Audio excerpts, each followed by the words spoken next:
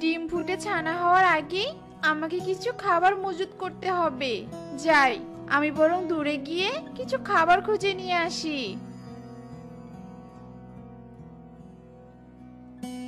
কাকলি বনের ভিতরে খাবার সংগ্রহ করে, আর সেই খাবার নিয়ে বাড়ি ফেরার পথে কাকলি প্রবল ঝড় বৃষ্টির কবলে পড়ে যায়। আবহাওয়া তো ঠিকই ছিল, তাহলে হঠাৎ করে এমন ঝড় বৃষ্টি শুরু হলো কেন? আমি এখন কি করব? কোথায় আশ্রয় নিব? হায় সৃষ্টিকর্তা, তুমি আমাকে রক্ষা করো। না না, এই ঝড় বৃষ্টিতে থাকলে তো আমি মরেই যাব। ওই তো একটা গাছ দেখতে পাচ্ছি। যাই, আমি বরং ওই গাছের নিচে দাঁড়িয়ে বৃষ্টি থামার অপেক্ষা করি।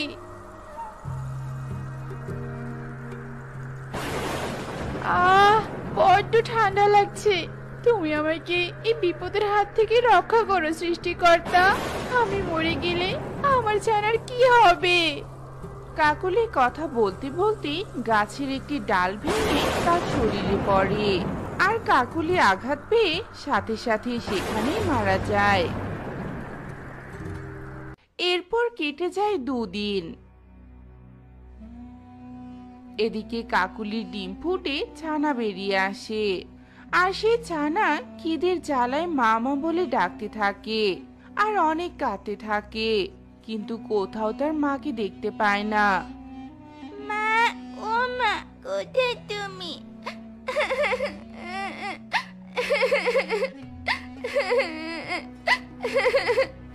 বাবা, ও বাবা, কোথায় তুমি? তোমরা কেউ কেন আমার কাছে আসছো না? আমি যে এখনো তোমাদেরকে দেখলামই না বাবা মা। আমার যে বড্ড খিদে পেয়েছে। কুহু এভাবেই কাঁদতে থাকে। পরের দিন সকালবেলা টোনা খাবারের সন্ধান করতে কাকুলির ঘরের পাশ দিয়ে যাচ্ছিল, আর সে যাওয়ার পথে কুহুর কান্না শুনতে পায়। কি হয়েছে ছোট্ট ছানা, তুমি এভাবে কাঁদছো কেন? তোমার বাবা মা কোথায় গেছে? জানি না, আমি কিচ্ছু জানি না।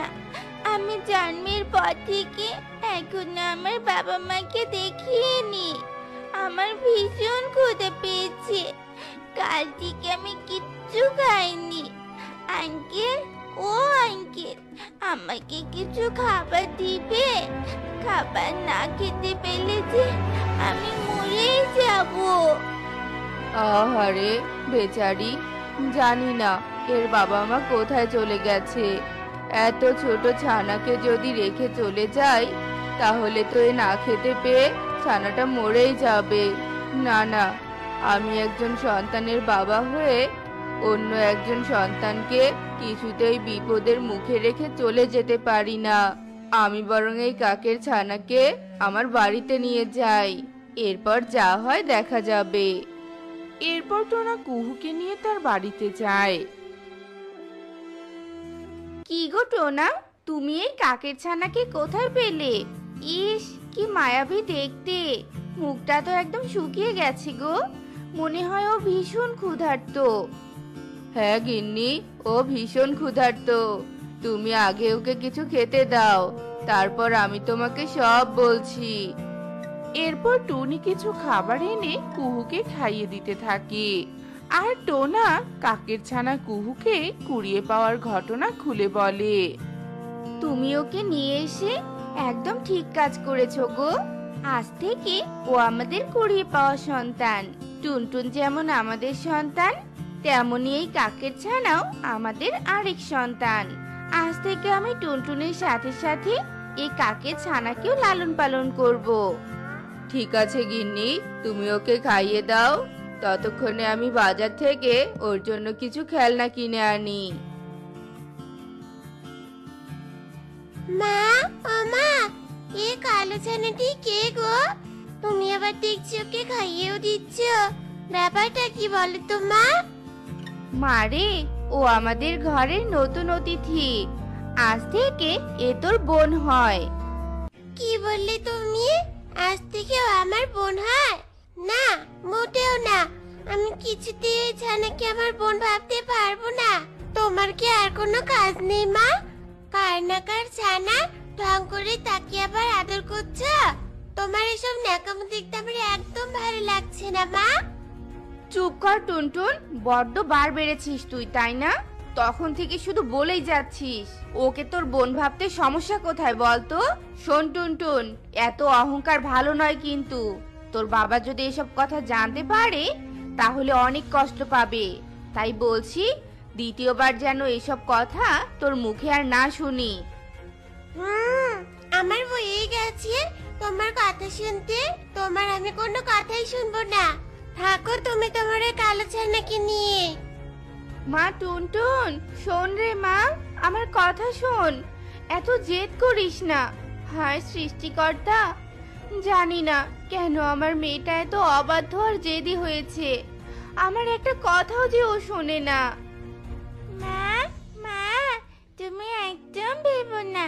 দেখবে দিদি একদিন ঠিক আমাকে বোন বলে ডাকবে। এভাবেই সেই দিনটি কেটে যায়।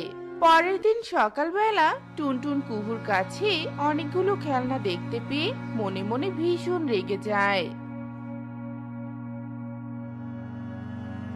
আমার বাবির টাকা দিয়ে কেনা খেলনা তুই নিয়ে কেন খেলছিস? হ্যাঁ, তুই খেলবি না, এটা আমি কিছুতেই হতে দিব না। তোকে আমি আমার বোন কখনোই ভাববো না। যা বলছি আমাদের বাড়ি থেকে বেরিয়ে যা। একই টুনটুন, মা আমার, তুই তোর বোনের খেলনাগুলো ফেলে দিয়েছিস কেন? না বাবা, খবরদার, ওকে আমার বোন বলবে না।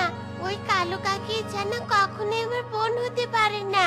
তোমাদের বুদ্ধি শুদ্ধি লোপ পেয়েছে, তাই তোমরা ওই কুড়িয়ে পাওয়া কাকির ছানাকে নিজের ছানা ভাবছো, কিন্তু আমি ওকে আমার বোন ভাবতে পারবো না। এ কথা বলে টুনটুন সেখান থেকে চলে যায় আর কুহু কাঁদতে থাকে। এভাবেই কেটে যায় কয়েকদিন। একদিন দুপুরবেলা মা, আমার খিদে পেয়েছি, আমাকে এক্ষুনি কিছু খেতে দাও। মা টুনটুন, রান্নাঘরে খাবার বেড়ে রেখেছি, তুই আজ একটু নিজে নিয়ে খা রে মা। দেখছিস না তোর বোনকে স্নান করিয়ে দিচ্ছি। হ্যাঁ, দেখতেই তো পাচ্ছি কত আদিক্ষেতা করছো। যবে থেকে ও এ বাড়িতে এসেছে তবে থেকে আমার সবকিছুতেই ভাগ বসিয়েছে, আর ওর জন্য তুমি আমাকে খাবারটাও নিয়ে খেতে বলছো। না, আমি আর এই বাড়িতে থাকবো না। তোমরা আমার বাবা মা নাও, ওই কাকির ছানাই তোমাদের সন্তান। আর এক মুহূর্তে আমি এখানে থাকবো না। আমার দু চোখ যেদিকে চলে যাবে আমি সেদিকেই যাবো। মারে মা আমার, শোন, আমার কথা শোন। যাস না রে মা, যাস না।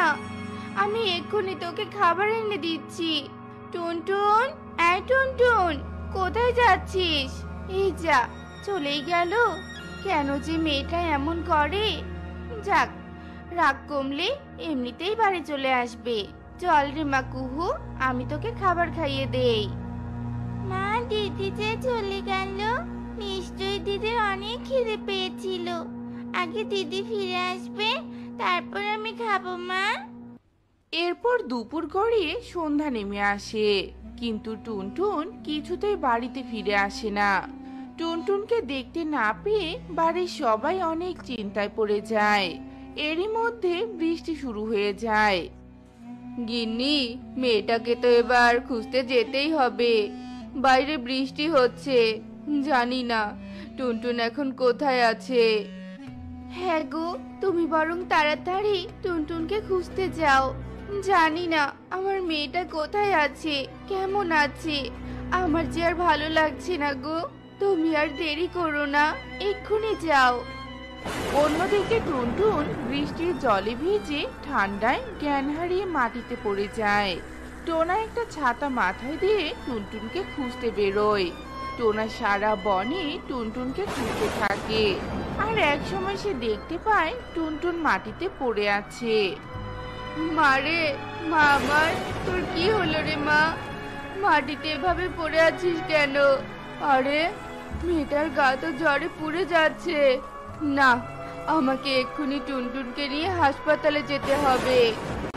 টোনা টুনটুনকে নিয়ে হাসপাতালে যাওয়ার পর টুনি খবর পেয়ে এক মুহূর্ত দেরি না করে কুহুকে নিয়ে হাসপাতালে যায়।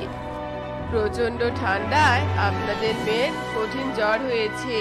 এক্ষুনি আপনাদের মেয়েকে এক ব্যাগ রক্ত দিতে না পারলে তার শরীরের রক্ত কিছুতেই গরম হবে না। এতে করে আপনাদের মেয়ে মারা যেতে পারে। আমি এক্ষুনি রক্ত নিয়ে আসছি ডাক্তার বাবু। আমি আমার মেয়ের কিচ্ছু হতে দিব না। এ কথা বলে টোনা রক্ত আনতে যায়, কিন্তু কোথাও টোনা রক্ত খুঁজে না পেয়ে খালি হাতে ফিরে আসে।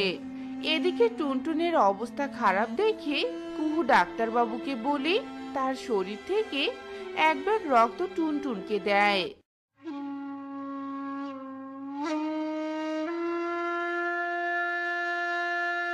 পরের দিন সকালে টুনটুনের জ্ঞান ফিরে আসে। মা, বাবা, আমি এখানে কেন?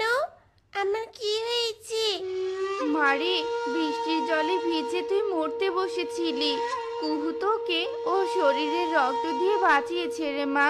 তা না হলে আজ তোকে আমরা ফিরে পেতাম না। তুমি কি বললে মা? যাকে আমি একদম সহ্য করতে পারি না, আজ সে আমাকে এক ব্যাগ রক্ত দিয়েছে। কাকের ছানায় কিনা শিশি আমাকে বাঁচালো। আয় বোন, আমার কাছে আয়। আমি আর কখনো তোর সাথে খারাপ ব্যবহার করব না। কুহু, তুই আমাকে ক্ষমা করে দে বোন। কুড়িয়ে পাওয়া কাকের ছানা হলেও আজ থেকে তুই আমার নিজের বোন। এরপর টুনটুন তার ভুল বুঝতে পারে, আর টুনটুন কুহুকে অনেক ভালোবাসতে থাকে। তারপর তারা বাড়ি ফিরে কাকের ছানা কুহুকে নিয়ে বেশ সুখেই দিন কাটাতে থাকে।